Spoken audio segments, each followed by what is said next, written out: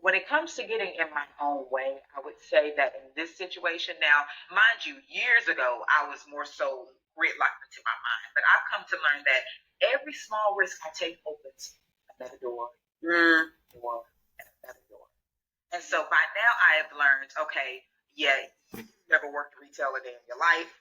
You don't know anything. You didn't go to school for this. And retail can be a bear. I have worked it.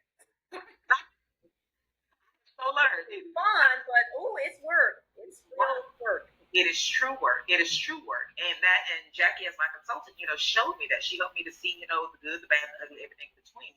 But on the front end of it, of course, I was thinking to myself, geez, I know I like clothes, but I don't know anything.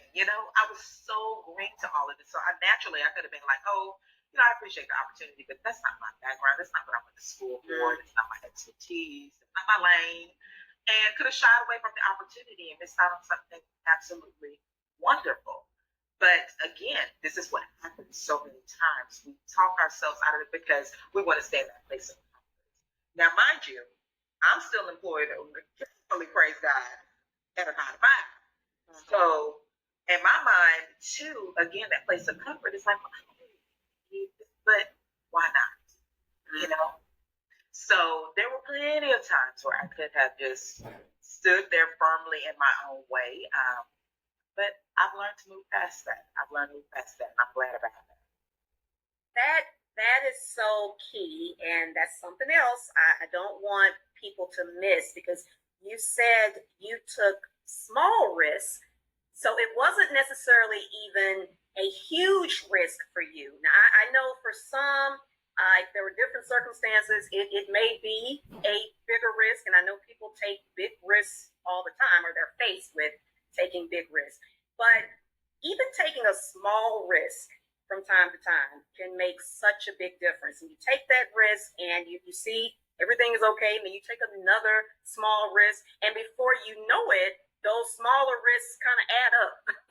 They kind of culminate into a larger risk, but larger results. More impactful results. Yes, and yes. And, a lot of times, especially in this social media age, we see all these influencers and what they're doing. A lot of people are always asking, how do you do it? How do you get there? How do you, there's this secret recipe formula to doing things. And the only formula to it at this point in time that I've seen is just consistency, consistently doing the things that you operate well in.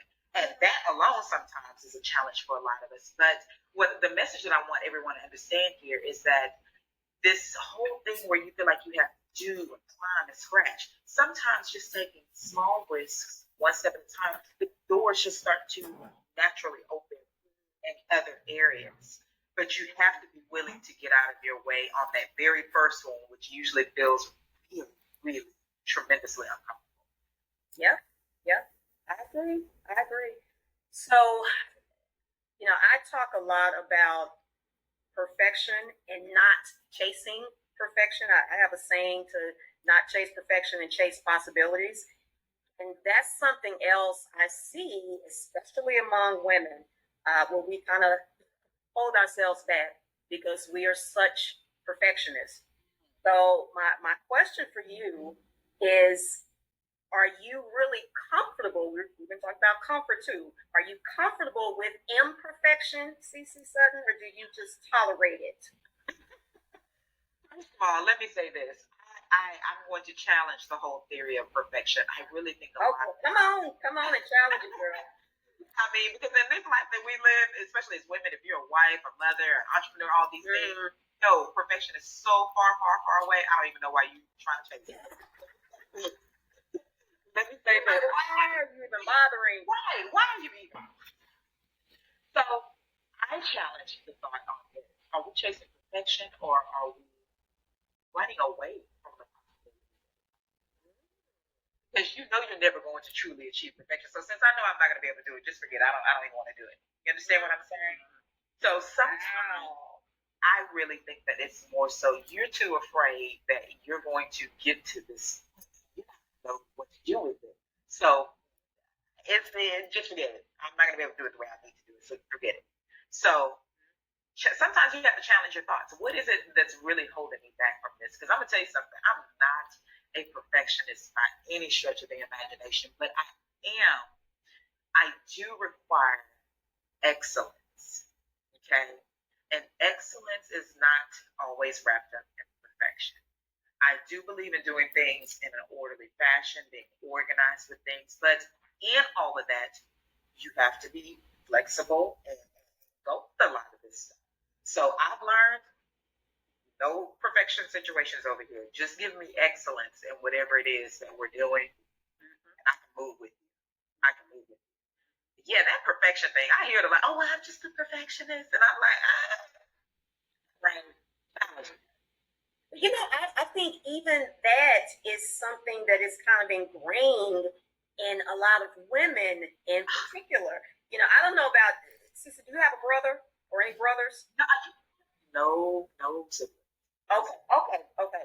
So, I have a brother, and I know a number of other ladies with brothers, and I have seen it time and time again that sometimes our parents and our mothers, especially, put a bit more pressure on their daughters than their sons. It's like the expectations are higher for girls than boys. And I never really thought about that until I started getting older and I think wiser and more emotionally intelligent and all all that stuff. And you just start really wondering and like, well, wait a minute, why did you expect that from me? You didn't expect it from him. And it's just something that happens, and I mean, I think sometimes it's generational too.